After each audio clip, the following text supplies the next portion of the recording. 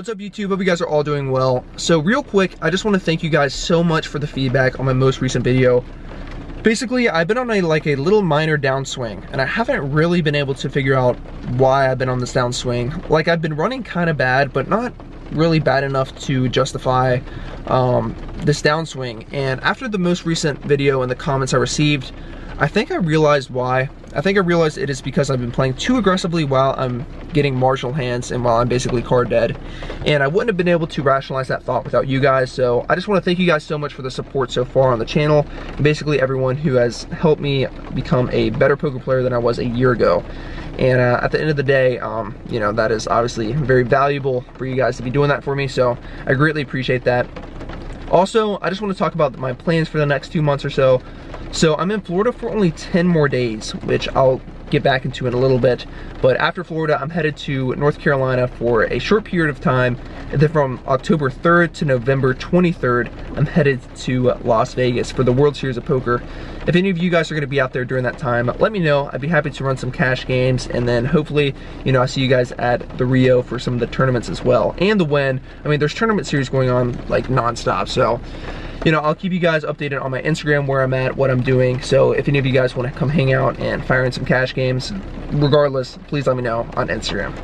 All right, going back to Florida poker. So I leave here in 10 days. So I have a fun little idea, a fun little challenge that I'm thinking about doing, well, that we are doing, and it starts today. So it's gonna be a 10-day, $2,500 challenge. Basically, the goal is, after 10 days, before I leave for North Carolina, hopefully we can win $2,500 in cash games. So 50 hours, $2,500, that's $50 an hour in the 2-5, maybe the 5-10 streets if the games look good. Basically, let's try to get $50 an hour before I head back home to North Carolina. I'm pretty confident, I feel good, I feel really prepared to play today, more so than I have in a very long time, and once again, that's thanks to you guys. So no more rambling, guys. Hope you guys enjoy this one, and I'll see you guys down at the 2-5 streets at Seminole Casino Coconut Creek. We sit down for $1,000 and we're hoping to get the $2,500 challenge off to a good start. I apologize for the angles, I forgot my phone holder, but as you can see here, we have ace queen on the button. The tightest player at the table opens up the action to $25. I'm on the button, I elect on just a flat call this time, and the small blind tags along as well. The flop comes out ace 6-8 rainbow. So we have top pair with a really good kicker. The small blind checks it over to the initial aggressor, who bets out the same amount. Well, $5 more, he bets out 30. I just flat call in position, and to my surprise, the small blind actually check raises to $110. The initial aggressor actually ends up getting out of the way, so action's on me. With a board like this, and my friend who's in the small blind, there's not really any bluffs he could have here besides 7-9 and 5-7. I think he's way more weighted towards strong two-pair holdings and sets. So that being said, having a super strong hand myself, I think I'm just behind in the spot. So I end up folding face up to try to get him to show, and luckily for us, he does oblige and goes ahead and shows ace-6 of diamonds. So one of the hands that we thought he had, he ended up having, and I think this is actually the minimum I've ever lost with ace-queen. Next hand's a bit skeptical. We have 10-8 in the cutoff, and action folds around to me. So the player on the button, he is already having a folding motion with his hand, so I decide to open up the action, although it is pretty loose. I open up the action to $20, and we only see one call from the player in the big blind.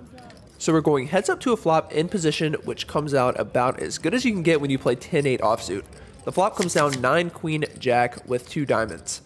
He goes ahead and checks over to me, and definitely want to be going for some value. I'd be doing this with all my missed hands as well. I throw out $25, and he doesn't call, he doesn't fold.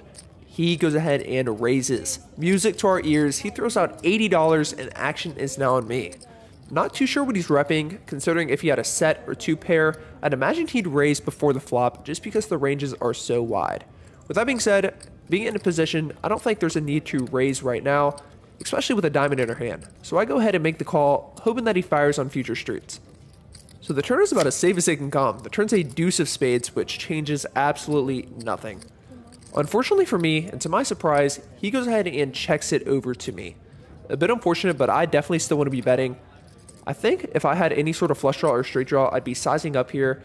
So I figured it's only appropriate to do that with my strong hands as well. I throw out around a 75% pot bet of $160. He hems and haws for a few seconds, praying for a call, but unfortunately he does not call. He doesn't fold either. He puts in another check raise. this time to the tune of $420. So he's definitely taking a very strong line, but once again, we are here with the second nuts. If he has a 2 pair, I think he could still be doing this line. If he has a higher straight, so be it. I'm just going to go ahead and put him all in with around $600 more behind. I jam all in for $1,000 effective, and he double checks his cards and quickly makes the call.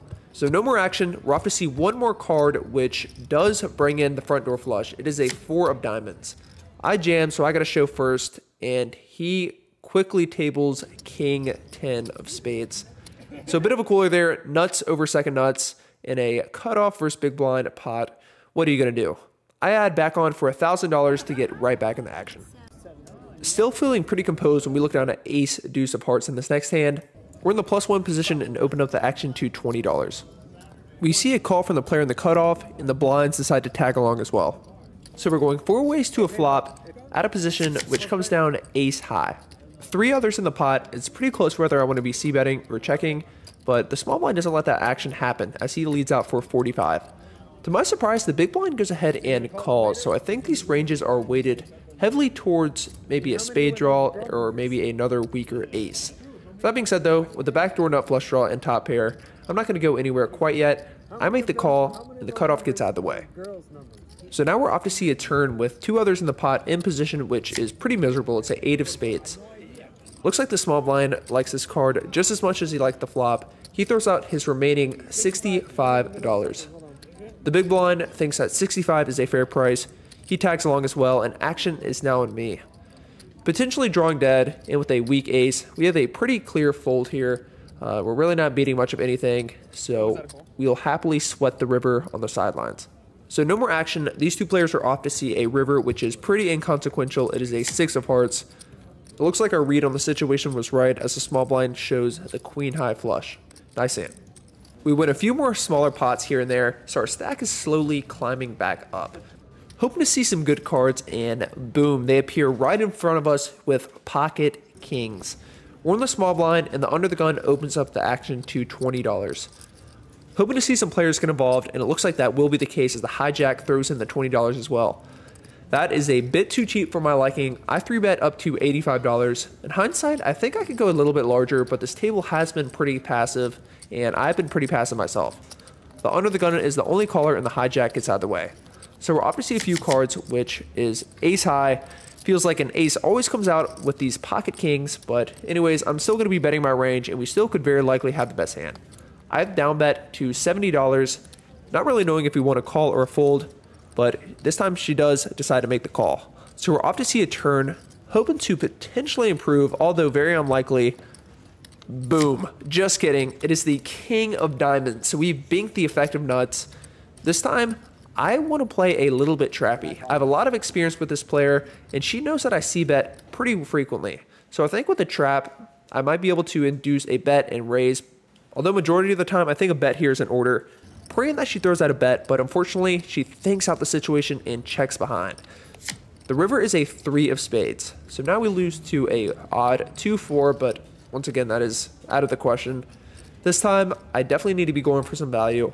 Although the bet check bet line is almost never a bluff, I think I just want to go ahead and size up and potentially cooler a potential ace high holding, such as like ace jack, ace queen, etc. I threw out $275. She goes ahead and snap folds, so it doesn't look like she had much of anything regardless, but nonetheless, happy to take down another pot, slowly climbing out of this hole. After talking to a few friends, I've noticed that I've become more self-aware of my table image and my frequencies. He warned me that I c-bet a little bit too often, and I can definitely agree with him. So in this hand, when we have ace-8 offsuit, we're in the hijack, we open up the action to $20, and we only see a call from the cutoff. The flop comes down king-king-7 rainbow, so pretty dry, but definitely favors my range. I throw out a bet of $25. It looks like the cutoff is trying to capitalize on what is apparently a pretty frequent c-betting pattern that I keep on doing, because he min raises to $50. I think this bet a lot of the time is exactly that, just realizing that I'm c-betting a bit too light too often. He's never doing this with the king, and I doubt he's doing this with the 7. With that being said, my ace high is probably good, but why not just apply pressure now to fold out any weird overcards?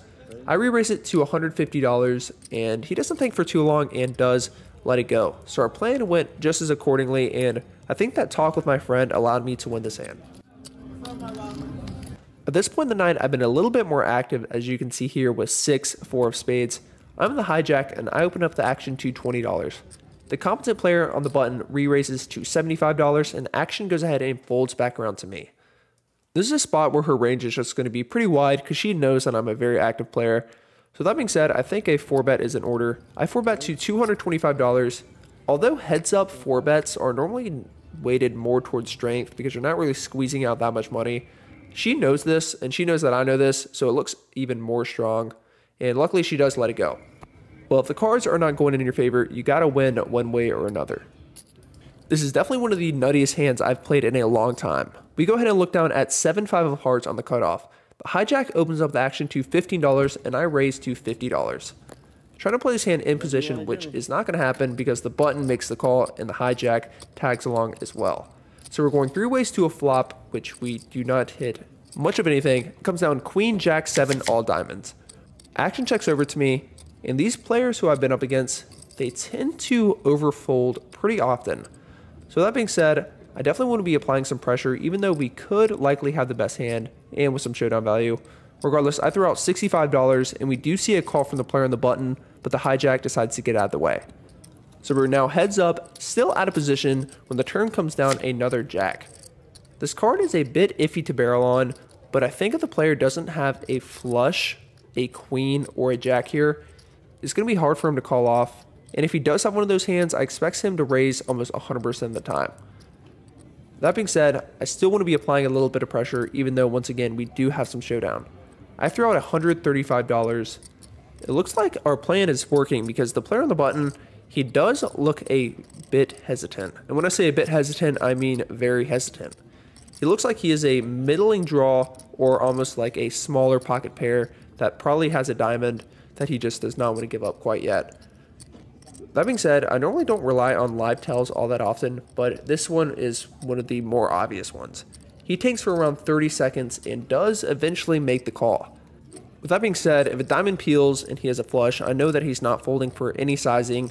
Once again, if he had a queen or jack, he'd most likely just go with it on the turn being so short stacked. So if any river is not a diamond, I'm most likely just going to go with it. The 2 of clubs is no exception. The player has around $225 behind, which is an extremely small amount relative to the pot. But once again, this player does know this, and I think that, once again, I just want to apply the pressure and try to get him to fold any smaller pocket pair in which we are beating. It is a bit of a weird line, but it's one of those live tells that I just truly cannot express in the video. I put him all in for $225, and our read on the situation was right. He goes ahead and throws his cards into the mug, and we scoop a pretty good pot.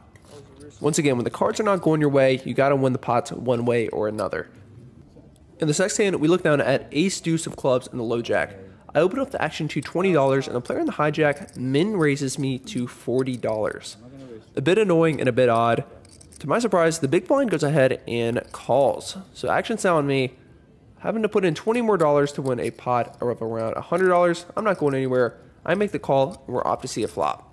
4-5-8 with 2 clubs is definitely one of the better flops we could have asked for. Big blind checks, and I check it to the initial aggressor, and he throws out a C-bet of $60. The big blind folds, and now it's a question whether I want to raise or just flat call. I think my ace high could be good here. If he has an overpair, he's never folding. So that being said, I just like to flat call to try to realize some equity on the turn. So we're off to see a turn which equity is very much not realized when the queen of hearts peels. I check it over to him, and he throws out another bet. He throws out $85. So a bit annoying as he's leaving himself with around $200 behind. A pretty decent price, but drawing to the nut flush, I don't think I can go anywhere quite yet. Raising would just be a bit ambitious, so I make the call once again, and we're off to see a river. Praying to see a clean river, which looks pretty good. It's an ace, so now we have top pair. With enough showdown, I check it, and he snap checks it back. Feeling really good about my hand, I table ace deuce, and we are good against king queen of clubs. So unfortunately for us, we couldn't get another club. Definitely an action flop, and if I would have jammed the flop, we definitely could have gotten a little bit more value, but regardless, happy to take it down. This next hand, we look down at 5-4 of hearts. The low jack opens up the action to $15, and I just call with a hand that's pretty good multi-way. The player on the cutoff, he goes ahead and 3-bets to $80. The player on the low jack, he goes ahead and makes the call, and with a hand such as this, I'm definitely not folding for this much more, so I flick in a few more calling chips, indicating a call, and we're obviously a flop. Definitely going to need a little bit of help on this flop, so when the flop comes down at jack high with a 4, we have middle pair with a backdoor flush draw and a backdoor straight draw. It goes ahead and checks it over to the cutoff, and he throws in a continuation bet, and he doesn't size up too large. He throws out a bet of $115 around half pot. The player on the low jack decides that 115 is a bit too steep for his liking. He folds, and with middle pair, a backdoor straight draw, backdoor flush draw, and which could very well be the best hand, I decide to make the call. Not feeling the best about my hand currently, but luckily for us, we still have 2 more cards to come. Praying to improve, which we do. The turn is a 5 of spades, giving us 2 pair. I definitely could lead on this card, but this time I decide to check. Praying to see a bet, and he does bet once again. He bets the same amount, $115. He has around the same amount of chips as me, so I definitely could be putting in a raise, which I think is favored. But this time, I just decide to make the call, praying that he fires on a future street. The river comes off a 8 of spades, so the backdoor flush gets in, and I check it over to him. He thinks for a little bit, but does check it back, and I say 2 pair, and he says I am good. I table the cards, and we might have been ahead on the flop, but who knows. We're happy to scoop in a massive pot, and we're almost unstuck at this point in the night.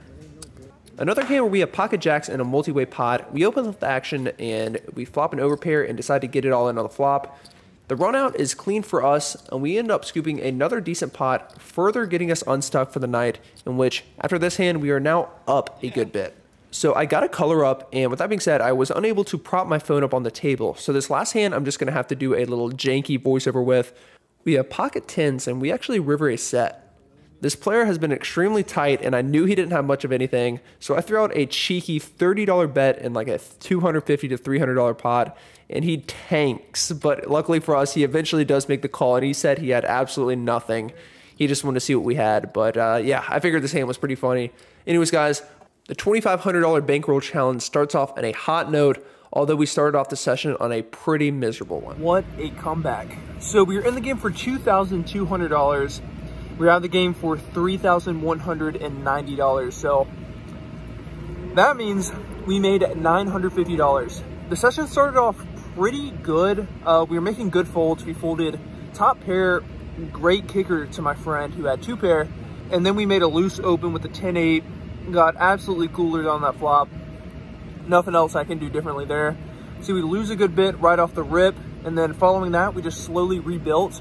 And then towards the end of the night, before I was about to cash out, we were playing 5-handed, and I got involved in a hand that I need to tell you guys. So basically, I open up the action to 20 from under the gun. There's a call from the +1 position, and then the low jack rips his whole stack in there for $690. Obviously, we make the call, and the other guy actually makes the call as well, but he only has around 120 behind. We go ahead and flop top set on a monotone board. The turn is a miserable heart. It's the queen of hearts. But luckily the river is a brick, and expecting to lose this like a decent percentage of the time, but sure enough, both players go ahead and mug. In terms of our 10-day bankroll challenge for the 2,500 mark, we are already at $950 of that, so we might have to go ahead and bump up that number a little bit, but yeah, let's hopefully we can reach the $2,500 mark next video. Appreciate you guys for watching as always. If you haven't already, hit the thumbs up and subscribe if you want to. All right, guys, have a good one.